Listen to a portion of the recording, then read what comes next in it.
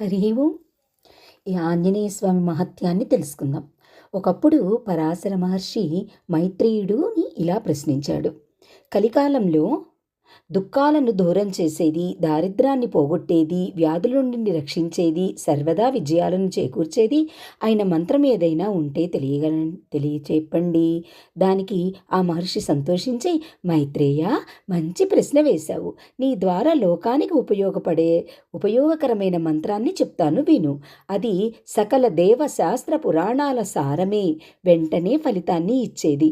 నేను ఒకసారి సరయూ నది దగ్గర ఉండగా నా తండ్రి వశిష్ఠుడు నాకు వెంటనే ఫలితం ఇచ్చే మంత్రాన్ని ఉపదేశించాడు. శివ, వైష్ణవ, శాక్తేయ, గణాపత్య మంత్రాలు వెంటనే సత్ఫలితాలు ఇవ్వవు. వెంటనే ఫలితాలనిచ్చే మంత్రాలలో లక్ష్మీ నారాయణ విద్య, భవానీ శంకరుల విద్య, సీతారామ మహావిద్య, హన్మద్ మహావిద్య చాలా ముఖ్యమైనవి. వీటి తరువాత నరసింహ విద్య, బ్రహ్మాస్త్ర విద్య, అస్తాండ మారుతి విద్య, 8వది సామ్రాజ్య లక్ష్మీ విద్య, 9వది మహాగణపతి విద్య, 10 సౌర విద్య, 11వది దక్షిణకాళీ విద్య, 12వది విద్య చింతామణి విద్య. వీటినే ద్వాదశ విద్యలు అని అంటారు. వీటిలో దక్షిణకాళికా విద్య ఒక్క రాత్రిలో ఏ ఆచారము పోయినా ఫలితాన్ని మాత్రం తప్పకుండా ఇస్తుంది. అస్తాండ మారుతి విద్య ఇంకా తక్కువ సమయంలోనే ఫలితాన్ని చేకూరుస్తుంది. ఇందులో అనులోమ ప్రతిలోమానంగా 50 వర్ణాలు ఉంటాయి. బాగా జపిస్తే బ్రహ్మాస్త్ర విద్య నుంచి ఫలితాన్ని ఇస్తుంది. నృసింహ విద్య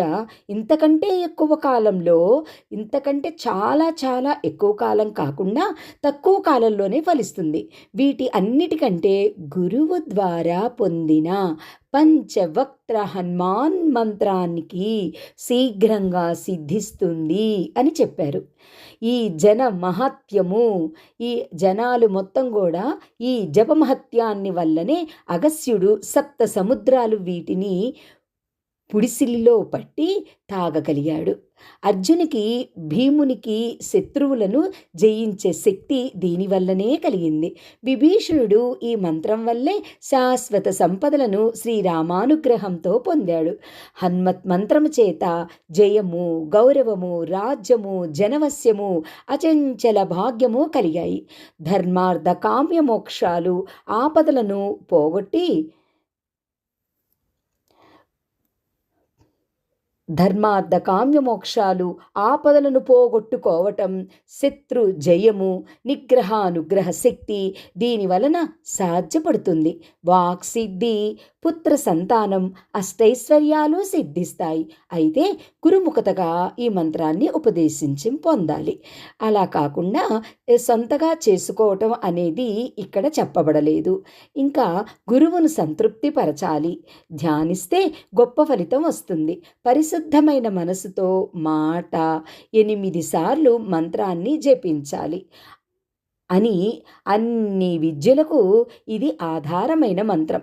పంచవక్త్ర మహావిద్య గురుకృప వల్ల సామ్రాజ్య సాధనకు తోడ్పడుతుంది. శ్రీ ఆంజనేయ మహత్యాన్ని 1000 శిరస్సులున్న ఆదిశేషుడు కూడా 100 సంవత్సరాలుగా చెప్పినా తరగదు అని పరాశర మహర్షి మైత్రేయి మునికి శ్రీ ఆంజనేయ మంత్ర మహత్యాన్ని వర్ణించారు. ఇక విజయుని చరిత్ర, ఆంజనేయ స్వామి చెప్పుకుందామా? విజయుని చరిత్ర చెప్పుకుందాం.